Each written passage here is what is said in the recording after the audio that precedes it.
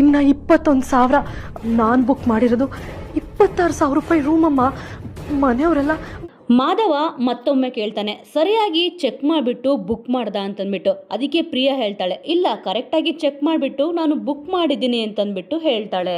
ಸರಿ ಆಯಿತು ಅಂತಂದ್ಬಿಟ್ಟು ಮಾಧವ ಮಲ್ಕೊತಾನೆ. ಮಾಧವ ಮಲ್ಕೊಂಡಿದ್ದ ತಕ್ಷಣನೇ ಪ್ರಿಯಾ ಎದ್ಬಿಟ್ಟು ಯಾಕೋ ಡೌಟ್ ಆಗ್ತದೆ ಅಂತಂದ್ಬಿಟ್ಟು ಮತ್ತೆ ಮೊಬೈಲ್ ತಗೊಂಡು ಚೆಕ್ ಮಾಡ್ತಾಳೆ.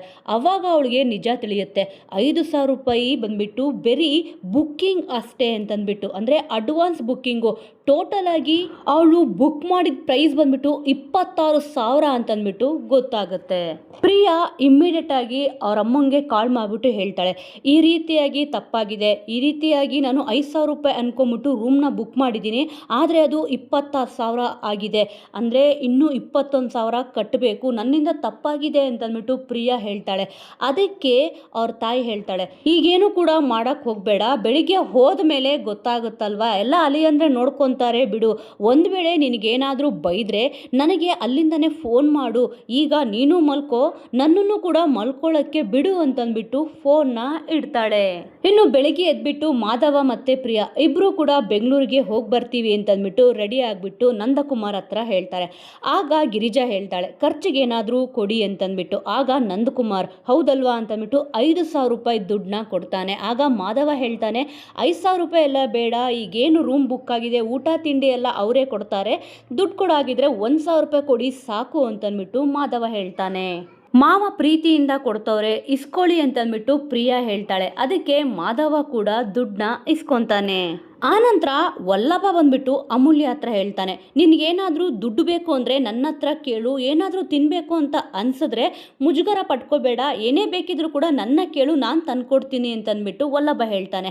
ಅದಕ್ಕೆ ಅಮೂಲ್ಯ ಹೇಳ್ತಾಳೆ, ನಾನು ಯಾರ ಹತ್ರನೂ ದುಡ್ಡು ಕೇಳೋ ನೆಸೆಸಿಟಿನೇ ಇಲ್ಲ, ನಾನು ದುಡಿತಾ ಇದ್ದೀನಲ್ವಾ ಅಂತಂದ್ಬಿಟ್ಟು ಅಮೂಲ್ಯ ಬಾಯಿ ತಪ್ಪಿಟ್ಟು ನಿಜ ಹೇಳ್ತಾಳೆ. ಆದರೆ ಆನಂತರ ಅದನ್ನು ಹಾಗೆ ಮ್ಯಾನೇಜ್ ಮಾಡ್ತಾಳೆ. ಸಡನ್ ಆಗಿ ವಲ್ಲಭ ಕೇಳ್ತಾನೆ, ನಿನಗೆಲ್ಲಿಂದ ದುಡ್ಡು ಬರುತ್ತೆ ಅಂತಂದ್ಬಿಟ್ಟು. ನಾನು ಹೇಳ್ತಿರೋದು ಹಾಗಲ್ಲ, ನಾನು ಕೂಡ ಈಗಷ್ಟೇ ಕೋಚಿಂಗ್ ಸೆಂಟ್ರಿಗೆ ಸೇರ್ಕೊಂಡಿದ್ದೀನಲ್ವಾ, ಆನಂತರ ಕೆಲ್ಸಕ್ಕೆ ಸೇರಿದ್ಮೇಲೆ ನನಗೂ ಕೂಡ ಸಂಬಳ ಬರುತ್ತಲ್ವಾ, ಆವಾಗ ನನಗೂ ದುಡ್ಡಿನ ಅವಶ್ಯಕತೆ ಇರಲ್ಲ ಅಂತಂದ್ಬಿಟ್ಟು ಹೇಳಿದ್ದು ಅಷ್ಟೇ ಅಂತಂದ್ಬಿಟ್ಟು ಅಮೂಲ್ಯ ಹೇಳ್ತಾಳೆ. ಕಾಲೇಜ್ ಫೀಸು ನೀನೇ ಕಟ್ತೀಯಾ, ನೀನೇ ಡ್ರಾಪ್ ಮಾಡ್ತೀಯಾ, ನನಗೆ ಯಾಕೆ ದುಡ್ಡಿನ ಅವಶ್ಯಕತೆ ಬರುತ್ತೆ, ನನಗೇನು ದುಡ್ಡು ಬೇಡ, ಕೊಡೋ ಹಾಗಿದ್ರೆ 40 ರೂಪಾಯಿ ಕೊಡು, ಪಾನಿಪುರಿ ತಿನ್ನಕ್ಕೆ 40 ರೂಪಾಯಿ ಬೇಕಾಗುತ್ತೆ ಅಂತಂದ್ಬಿಟ್ಟು ಅಮೂಲ್ಯ ಹೇಳ್ತಾಳೆ. 40 ರೂಪಾಯಿ ಸಾಕಾ, ಅಷ್ಟೇನಾ ಅಂತಂದ್ಬಿಟ್ಟು ವಲ್ಲಭ ಕೇಳ್ತಾನೆ. ಅದಕ್ಕೆ ಅಮೂಲ್ಯ ಹೇಳ್ತಾಳೆ, ನೀನು ಕೋಟ್ಯಾಧಿಪತಿ ಆದರೂ ಕೂಡ ನಾನು ನಿನ್ನ ಹತ್ರ ಕೇಳೋದು 40 ರೂಪಾಯಿ ಅಷ್ಟೇ ಅಂತಂದ್ಬಿಟ್ಟು ಅಮೂಲ್ಯ ಹೇಳ್ತಾಳೆ.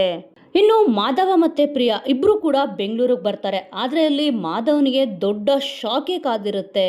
ನಿನ್ನೆ ನಾವು ರೂಮ್ ಬುಕ್ ಮಾಡಿದ್ವಿ 5,000 ರೂಪಾಯಿ ಕೊಟ್ಬಿಟ್ಟು ಅಂತಂದ್ಬಿಟ್ಟು ಹೇಳ್ತಾನೆ.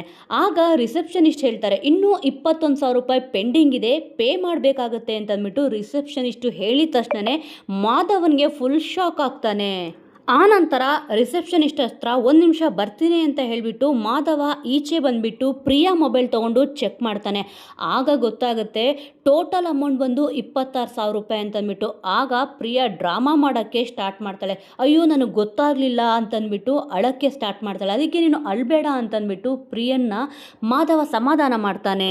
ಆನಂತರ ನಂದಕುಮಾರ್ ಫೋನ್ ಮಾಡಿಬಿಟ್ಟು ಮಾತಾಡ್ತಾನೆ, ಬೆಂಗಳೂರು ತಲುಪಿದ್ರ, ಹೋಟೆಲ್ಗೆ ಹೋದ್ರ ಅಂತಂದ್ಬಿಟ್ಟು. ಈಗಷ್ಟೇ ಬಂದ್ವಿ, ಫ್ರೆಶ್ ಆಗ್ತಿದ್ವಿ, ಅದಕ್ಕೆ ಫೋನ್ ಮಾಡೋಕ್ಕೆ ಆಗಲಿಲ್ಲ ಅಂತಂದ್ಬಿಟ್ಟು ಮಾಧವ ನಂದಕುಮಾರ್ಗೆ ಹೇಳ್ತಾನೆ. ಆಗ ನಂದಕುಮಾರ್ ಹೇಳ್ತಾನೆ, ನೀನೆಲ್ಲಾದರೂ ಹೊರಗಡೆ ಹೋಗಂಗಿದ್ರೆ ಪ್ರಿಯಾನ ಒಬ್ಬಳನ್ನೇ ಬಿಟ್ಟು ಹೋಗಬೇಡ, ಅವಳಿಗೇನೂ ಕೂಡ ಗೊತ್ತಾಗಲ್ಲ ಅಂತಂದ್ಬಿಟ್ಟು ಹೇಳ್ತಾನೆ. ಮಾಧವ ಹೇಳ್ತಾನೆ, ಅದಕ್ಕೆ ಹೌದು ಪ್ರಿಯಾಗೆ ಏನೂ ಕೂಡ ಗೊತ್ತಾಗಲ್ಲ ಅಂತಂದ್ಬಿಟ್ಟು ಹೇಳ್ತಾನೆ.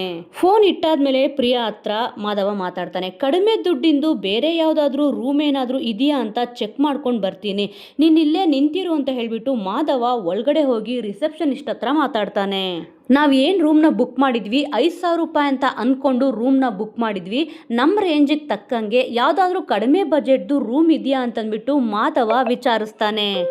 ಅದಕ್ಕೆ ರಿಸೆಪ್ಷನಿಸ್ಟ್ ಹೇಳ್ತಾರೆ, ಇಲ್ಲಿ ಸ್ಟಾರ್ಟಿಂಗ್ ಪ್ರೈಸೇ 26,000 ರೂಪಾಯಿಂದ ಸ್ಟಾರ್ಟ್ ಆಗುತ್ತೆ ಅಂತಂದ್ಬಿಟ್ಟು. ಅದಕ್ಕೆ ಬೇರೆ ಯಾವ ರೂಮು ಕೂಡ ಕಡಿಮೆ ಬಜೆಟ್ದು ಇಲ್ಲ ಅಂತಂದ್ಬಿಟ್ಟು ಹೇಳ್ತಾರೆ.